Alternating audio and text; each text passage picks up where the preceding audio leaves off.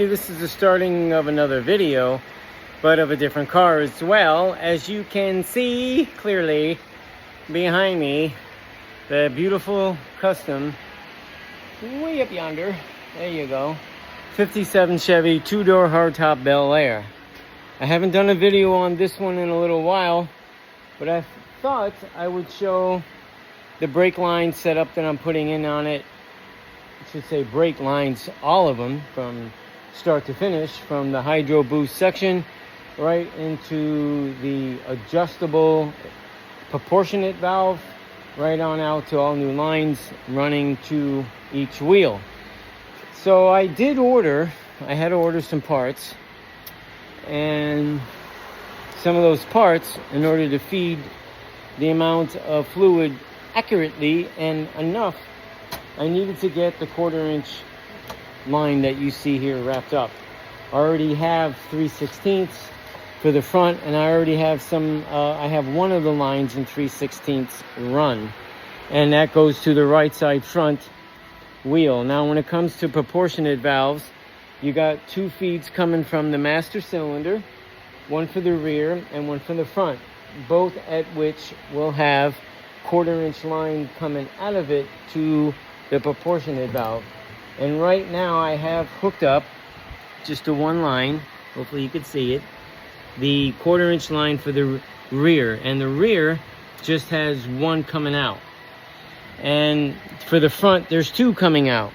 And you got an F, basically I, and then an FO, and same thing when it comes to the rear. So FI, I'm sure you would realize, means in. And then we have the 2 going out right there. So right now I just put this awesome tool. I love this tool. I wish I can get this thing to turn around, but I don't know how. No, you can have to turn it around by stopping the video. So I'm going to do my best here.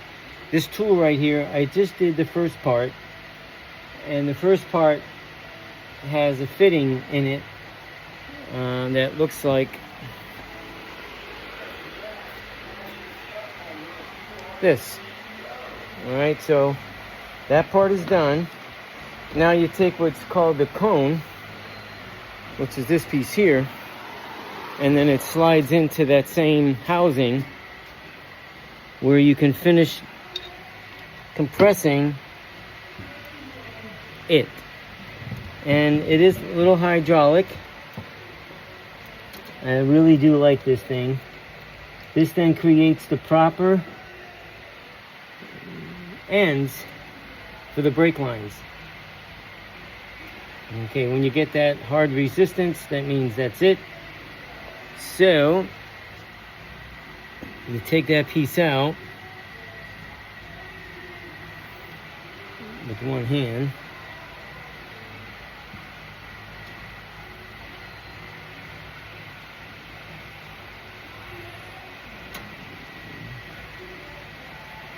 All right.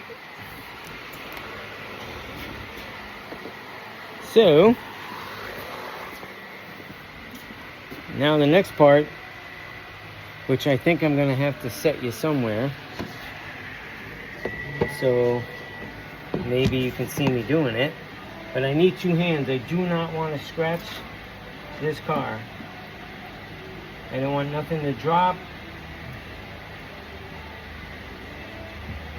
Take one piece out at a time.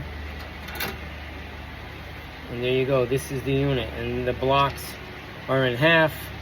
They are fitted for each size line. And this tool not only does brake lines, but it does fuel lines, transmission lines. It's a pricey item, but it's an awesome item. It's by Master Cool, and once again, not being sponsored. And I guess that's just that. Ooh, I just dropped that in the battery tray. Whew. All right, well, let me get this out of my hands, and this way I can move on to the next part and chime back in, so stand by. Alrighty, here it is. The front line is hooked up. Sorry, where the finger is, But anyway, I have it curled like that. Believe it or not, it makes it a little easier to direct where you need it to go, especially the way I wanted it to go. And I can still just even, you know, tweak it, because this stuff is, it's fair enough to move on your own and bend it.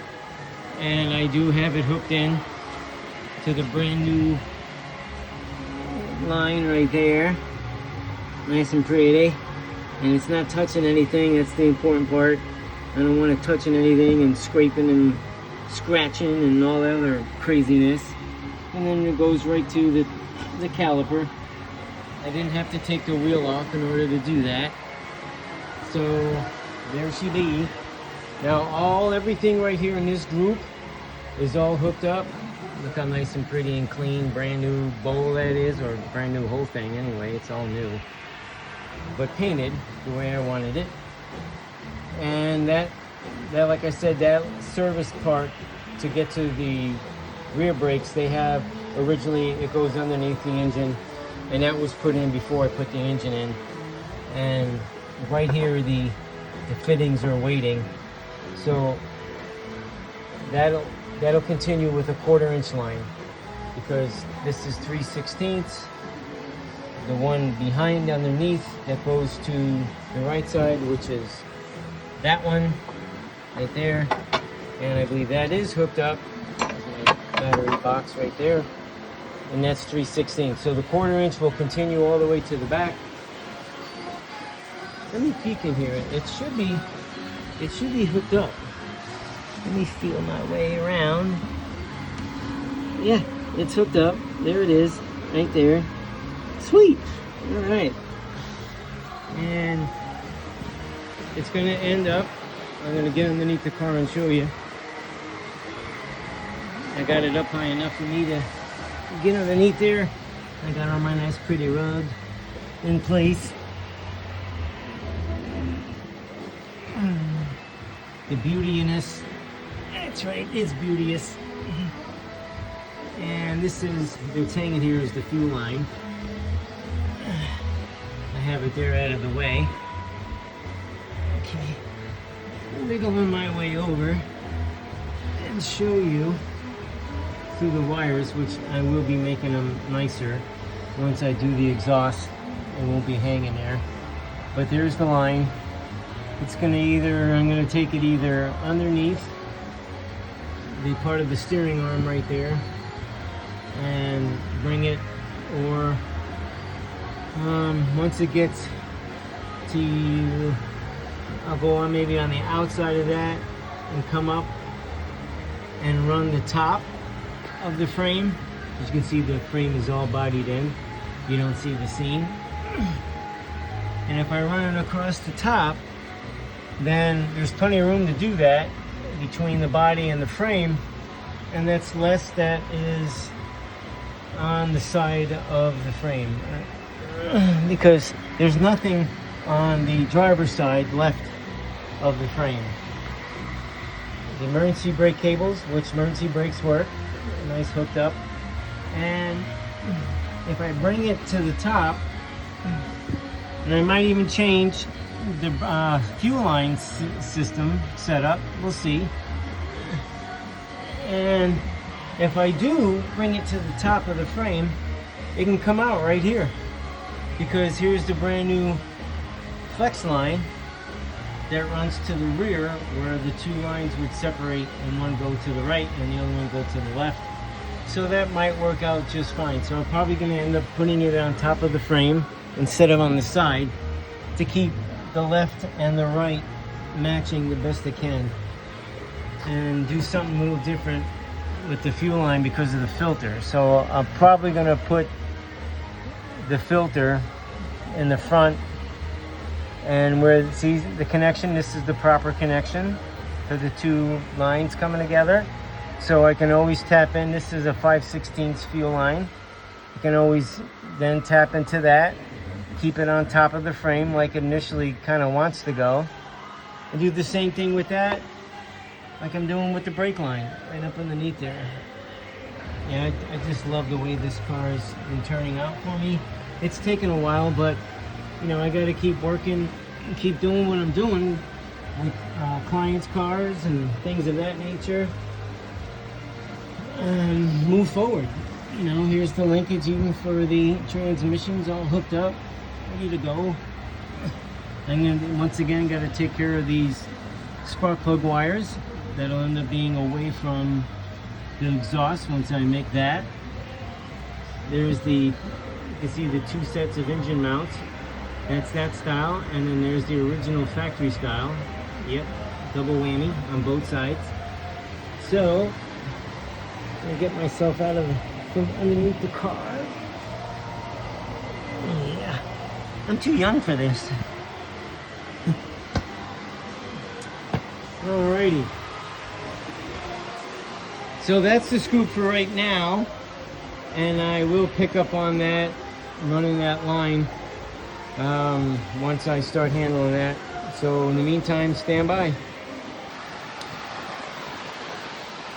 Alrighty, I'm back, and I am back to work on this beautiful 57 Chevy two-door hardtop Bel Air.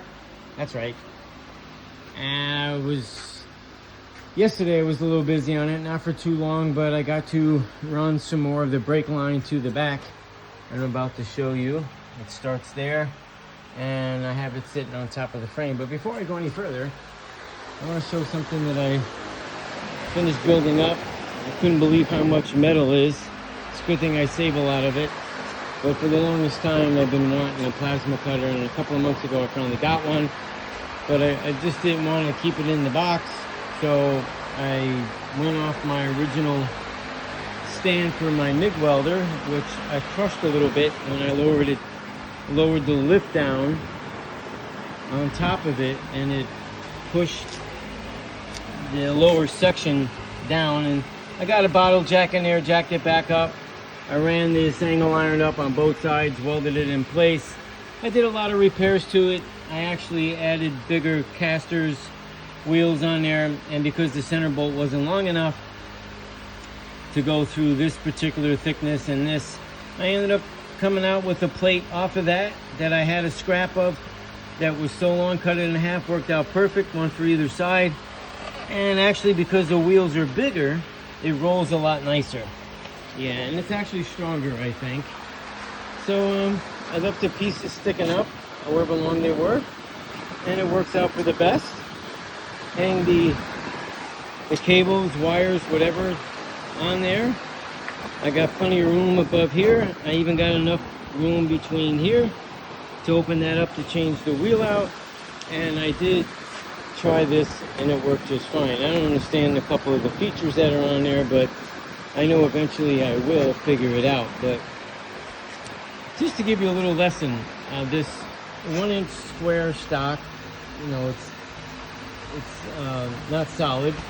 I think the wall might be a 32nd inch thick. It's not a 16th, it don't feel like. But one 3-foot piece and one 4-foot piece. I bought only 2 pieces total. $65 at Home Depot. I could have bought a whole stick of this 20-footer for $65. I was flabbergasted. And these wheels, between these wheels and this stock right here, at $100. And just making this thing taller. And I already had this metal I bought some time ago, and this was actually a bed frame post that I saved it that was getting thrown out, and I used that angle iron. And this piece here came from a sign that I bought many years ago, and it had its own stand, but I ended up putting it on a pole, so I didn't need it, but I saved the angle iron. And if it wasn't for the fact that I saved all that material and knew how to build this stuff, jeez, $100. It's crazy, insane. But you need it, you gotta have it. And now this thing is awesome. It's very strong. You could feel the stoutness in it. You know, no wiggling and woggling and wondering anything. But it rolls really nice, as you can see. I love it. Yep. Now I could have both at my disposal. My MIG welder and my plasma cutter. And neither one of those companies are sponsoring me, and I'm not going to tell you what brand that is unless you saw it, but until people actually start sponsoring me, I'm not going to give my 3 cents worth. So, but everybody knows about Miller anyway. So, nevertheless, back to this beautiful beast right here. I'm going to take you underneath the car as soon as I get light on the subject. And just to let you know that this 2023 TRX with 10,800 miles, level 2, with the panoramic sunroof on top, obviously, and with the bedliner spray, is for sale. So if y'all interested, reach out to me. As you can see, I got my advertisement there at Power Play Garage. Yep, I am a Trump fan. I don't care what people think about that either. It's quite alright. Now, why did I work my way over here? Oh yes, the light. Must come to the light. Alright. There isn't a scratch or dent on this beautiful rig. It's just that I did order another one, and can't have two. So, let's get back to the matter at hand. Alright, I'm gonna get underneath the car, show you what I did and what I'm about to do. Look at that. Look at that. We even got a rug. That's right. This rug is from a house that I built many years ago. It was what was left after installing it. Yeah, the yellow tape there is to keep the fuel line from going anywhere. But there is the end of that 1/4 inch line into the brand new hose that runs back to the top of the rear. And look how beautiful that is. I know I've shown this before, but that's okay. And it starts right over there, and I got it braced right there, and I got some rubber mounts underneath. Yep. And I don't know if you could tell, but I got it hidden. Yeah, you can catch the glimpse of it. Yep. On top of the frame, so between the body and the frame. And so to keep this as free and clear as possible, and I will be doing this also to the fuel line. I will be removing that setup and putting the filter up towards the front, but having just a 5/16 line connect right where the yellow tape is and go all the way to the front where it needs to go. So what I got to do now, because this is mounted in nice and tight, everything is right, I will be setting up, moving myself to the back side of the rear. Ooh, I got a little scratch there. I'm gonna fix that, which I will. I got a beautiful tank. It's a brand new tank I bought many moons ago. Never a drop of gas put in it. But when you get to the back, I have to, it's tough. You could see, I think you could see, where are you? Right there. That nice shiny brass piece. Well, that's a T, which then will split off and go to the driver's side wheel, and the opposite side goes to the passenger side wheel, which I then will run new lines to them, to the new wheel cylinders that are already in place, and I will mount them in there. I'll also show the rest. Look at that. Look at even the bumper. Look how pretty. Yep. Nice. Absolutely. All right, so let me get started on this, and let me get the new lines run, and once it's run, and I'll show you, and that will complete the system. But until then, stand by. I'm back, and the rear lines are now complete. Excuse me, this is the driver's side, and that is the passenger side. All nice complete. Passenger side, short one, and I ended up doing it twice because I cut the piece just a little too short. So now it's all finished, the lines are completely run, and the only thing now I got to do when I'm ready is put brake fluid in the system, bleed it to the fullest, make sure there's no leaks, and make sure I got brakes. And I don't believe that'll be a problem.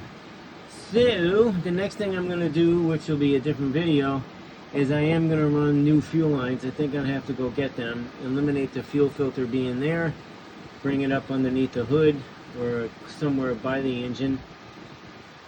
But I don't want to have it there because I do want to tuck it up on top of the frame just like I did the brake line. Hide as much as I can to keep it as clean looking as possible, as you see right now. Yep, I think this is a thing of beauty. A little dirty here and there, a little dirt. Those are reflections right there of the light, but definitely a beauty. Looking forward to completing this bad boy and taking it to a big event. The biggest, maybe a real big show. I'm still gonna try to push for the SEMA show. You never know. We'll soon find out. Maybe not soon, but soon enough. But in the meantime, hopefully you can see me. It's hard to tell. Maybe I can use a reflection. Yeah, there you go. I can see myself because for some reason you can't flip the video around the screen without turning it off. So in the meantime, I'm going to end this particular video on this segment of the 57 Chevy. And thank you for watching. This is Power Play Garage. And if you all wouldn't mind subscribing, I would appreciate it. And until the next one, have yourself a great day. Thanks for watching.